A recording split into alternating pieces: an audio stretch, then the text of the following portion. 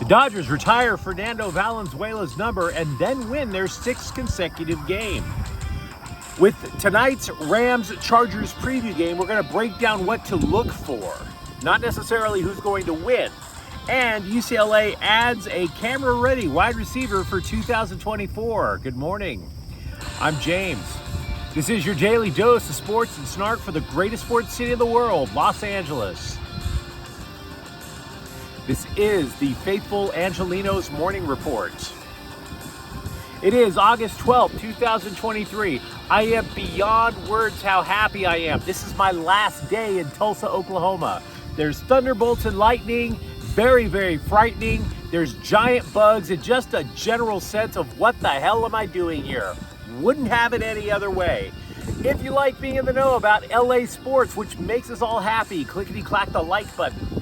Clickety-clack the subscribe button. There's a notification bell. Hit that. It'll let you know we drop new content. Sharing is caring. Let people know we exist. Comment. There's always good stuff about. By the way, thank you to the new subscriber who joined the Angeleno Familia. I appreciate you. We all appreciate you while we build stuff for LA. Now, before we go through the news and notes, a look at the scoreboard. Dodgers 6, Colorado 1. LA wins their 6th consecutive game. Normally, I like to talk about the offense, but frankly, this is about the continued resurgence of Lance Lynn, who was acquired from the White Sox about a week prior to the trade deadline. He's 3-0 since he came to LA, folks. Last night, he pitched 5 innings. He only allowed an unearned run, strikes out 9, and the Dodgers have a 7.5 game lead in the NL West. Gee, and everybody thought they were going to miss the playoffs. Who knew?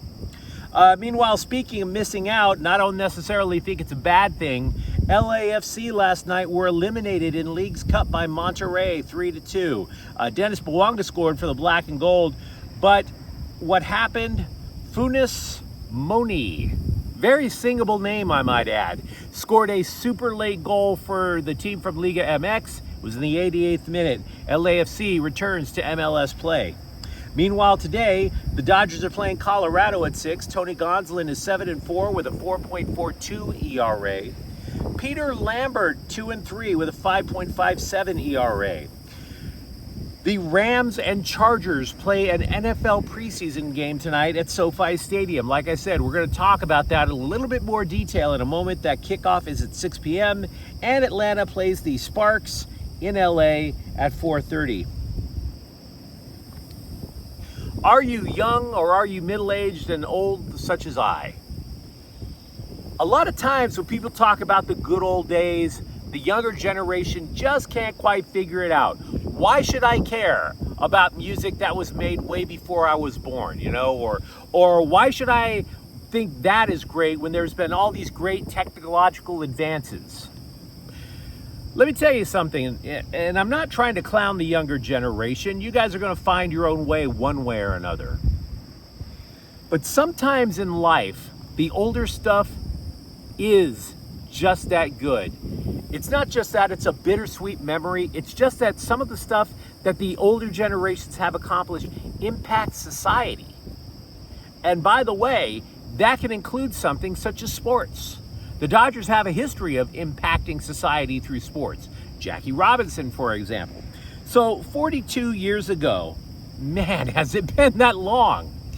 The Dodgers found a prospect. Chubby, from some small town in Mexico, left-handed. They signed him. The scout, by the way, wasn't even there to look at Fernando. He was there to look at somebody else. And eventually, Fernando Valenzuela makes the big leagues. Now, the reason that this matters is, back 42 years ago, it wasn't that there were restrictions in terms of society about what race or what nationality could play Major League Baseball. There simply just weren't that many Mexicans or Latinos in the major leagues. And so Fernando Valenzuela comes out back then. He wins his first 8 games in his rookie year of 1981. He's the only player to win both a Cy Young and the Rookie of the Year in the same year. Helped the Dodgers win a world title that year. But it's not just that the guy was great. And by the way, the Dodgers did the right thing by breaking their own tradition by retiring his number last night. This is the point I'm eventually getting at. Fernando Mania, they called it. Swept the entire nation. I was 12. I was 13. I just thought that this guy was great. I didn't realize that he was being talked about from coast to coast. And why is that? See, I'm the furthest thing from a social justice warrior, but I can respect things that impact society in a positive way. And in my opinion, and it's just a rough guess, we knew that we had Latin people. We knew that we had people from Mexico in Southern California. But it wasn't as dominant in the culture. It was almost like counterculture. It was something underneath. What Fernando Valenzuela was able to do by personality and by excellence, just basically ripped off the cover and enabled all of us to step out and observe and appreciate Latin culture, appreciate what it is to be Mexican. Not that I'm trying to suggest that it solves everything on a societal level. But that's one of the things that sports can do. You get so impressed by the person that the culture of that person becomes a mystery that you want to explore and that you want to learn about and appreciate. And I honestly think that Fernando Valenzuela was that type of guy that made a societal impact. The man didn't even speak a word of English back then. And now people who were not of Latin descent wanted to learn what makes this guy tick. And if you learn what makes him tick, maybe you become super interested in what makes everybody else from that culture tick.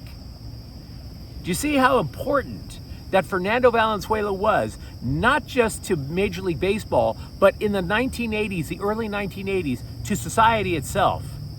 And the man wore Dodger blue. Now the Dodgers, their thing is that in order to get your number retired, you have to be a Hall of Famer. And Fernando, especially in the early part of his career, we all thought he was a surefire Hall of Famer. I mentioned the accolades that he acquired in his early part of his career. Unfortunately, he didn't have the numbers to get retired by Cooperstown. But finally last night, the Dodgers did the right thing. They bent their own rules and allowed Fernando Valenzuela's number to be retired. It's a beautiful thing. Take a moment, and if you have a chance to watch some of his tapes, appreciate the uniqueness of his personality, the uniqueness of his character, in addition to his tremendous pitching ability. Congratulations, Fernando. Fernando Mania. Man, does that bring me back. Hopefully my little speech that I came up with more or less off the top of my head made sense. The Rams and Chargers play tonight over at SoFi Stadium. It is very easy to sit there and say, well, you know, if the Chargers win, obviously the Chargers are the better team. Or if the Rams win, hey, they're on their way back. No, it isn't. It don't mean squat. It's a preseason game. What matters is the intel that we can glean, that we can say will apply to both teams as the season goes on. So both sides obviously have questions to answer. So let's talk about it. I'm going to start with the Rams because 2 years ago they were hoisting the Lombardi Trophy, and now they're trying to do what they're calling a remodel when it's clearly a rebuild. What I'm really looking forward to, again, for the Rams is the intel. We know about how much drastic change there has been, but we don't know necessarily if any of the change has been good. We can assume some of it's good. We can definitely assume that not all of it can be good. That's insane. But I would say that there's a few questions. The first one off the top of my head is, who's going to rush the quarterback? Rams always had a pretty solid pass rush for the time under Sean McVay and Aaron Donald, etc. But they got rid of a number of people on the defensive front. We thought that it might be rookie Byron Young. But as we were talking about yesterday, both Donald and McVay said Young has a long way to go. He's not there. He isn't. So who's going to rush the quarterback? It could be converted defensive lineman Michael Hecht. but we'll have to wait and see. Who gets to the quarterback? If you don't get to the quarterback, your defense is in a ton of trouble. Almost said something else. Number 2, not only the names on who's going to play offensive line for the Rams, but have they switched the entire way that they block? You see, for years, what the Rams would do in the running game is they would do a lot of zone blocking because they were smaller. But this Rams offensive line is actually a little bigger, and they brought in a new offensive line coach who wants to establish some strength, actually muscling people around. So now is the blocking scheme changing from zone blocking to just line up and punch you in the mouth power blocking? That's something I would want to know. Finally, number 3, wide receivers. What wide receivers play, not just who catches a pass or two in the fourth quarter, where do they line up? Who becomes the go-to guy? Because we've been assuming up until about a week or so ago that Van Jefferson was the number 2 receiver. But is he? Serious questions there for the Rams.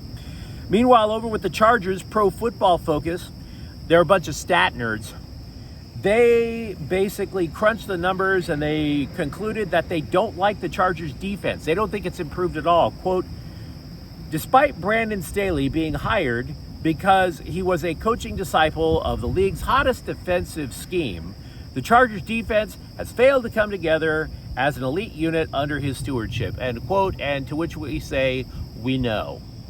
Thanks for telling us something we already knew. Way to go, guys. But having said that, I would still come up with a couple of other questions, because I just don't want to point at Brandon Staley and say, Staley bad. I want to try and give you something to look for, because for all we know, Staley good. We just don't have a completed case yet.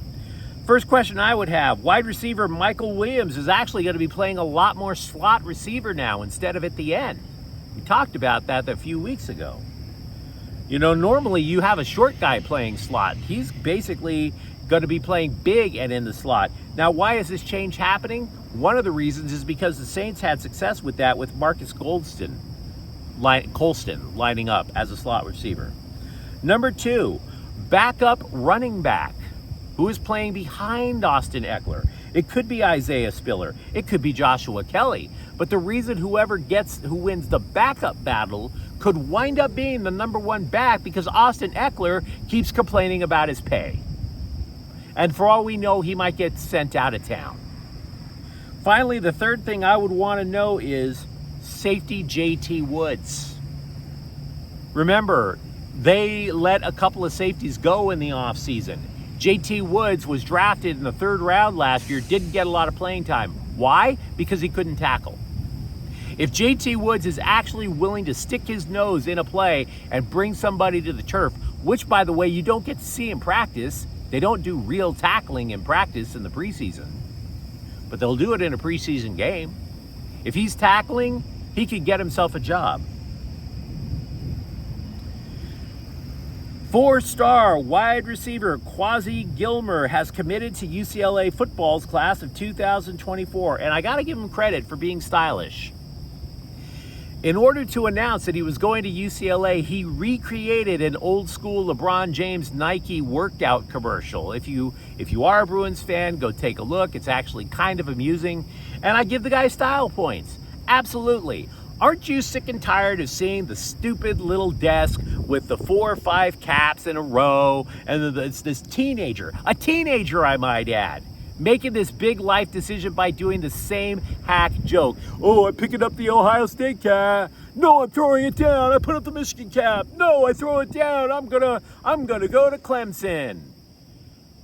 Who hasn't seen that play out like 10,000 times? So I will give you credit, sir. You have style, but you're the 29th ranked wide receiver in the nation in the class of 2024. Now, that doesn't mean you stink. I'm not going there. But if you're going to come out with style, you need to put some work in behind that style in order to back it up. The reason Neon Deion Sanders has been remembered for decades is because he knew that. Just saying. Best of luck with the Bruins. Hopefully, you can back up your hype video. The Clippers' Robert Covington was upset that his playing time diminished last year. He told The Athletic just as much. He actually referred to it as he actually referred to it as a vendetta. Dude, tap the brakes. Unless you have a hit list and got the weaponry like John Wick, let's not call it a vendetta. Let's choose a different word. He called it a bigger chip on my shoulder. Not playing that much last year really put me in a place, all right? I've got to force them, unquote. Force them to play him. If you want to know why Covington didn't play as much last year, it was because the Clippers often went small. They would go 3-4 guards often, especially at the times when Kawhi and or Paul George were injured. That was the way they generated offense. Normally, I'm not the kind of dude who hypes a game in a preseason. I think you're an idiot if you hype a game in NBA preseason. Guess what? I'm going to be that idiot this time. Watch out on October 7th when the Lakers play the Golden State Warriors. A very interesting point brought up by CBS. It's not simply whether or not the Lakers are still keeping their momentum from last year. It's Golden State. Remember, Golden State acquired Chris Paul, but Chris Paul does not play Golden State's positionless style, where there's a lot of spacing, where there's a lot of cuts. Chris Paul is a traditional point guard where he wants pick and rolls. This is a stylistic problem. If the Warriors can solve it, they're a threat to the Lakers in the future. If the Lakers can smash it, then I wouldn't put a whole lot of stock into what the Warriors did in the offseason. Finally, incoming Galaxy defenseman Maya Yoshida described the Galaxy organization as, quote, very similar to a Premier League club, unquote, which is nice. But even Galaxy fans like me were kind of like, really? Really? Because, look, I mean, either way, let's just say this. I don't know if the Galaxy actually do qualify as Premier League light, but the player did say that manager Greg Vanney's style of coaching, what he wants on the pitch, is very similar to the way he plays over in Japan, the way he would prefer to play. He was last in the Bundesliga too. The Germans don't play soccer the way Greg Vanney wants the Galaxy to play. But you let me know what you think in the comments thread. Call me a racist if I was wrong for the way I described Fernando Valenzuela's career. Why not? Let me know what you are looking forward to out of the Rams and Chargers tonight. And if you enjoy the content, don't forget to subscribe to Faithful Angelenos. We're talking LA sports every single day here. Thank you for watching. I'm James. We'll be back tomorrow. Faithful Angelenos is a Kian Corte El Queso production. Take care.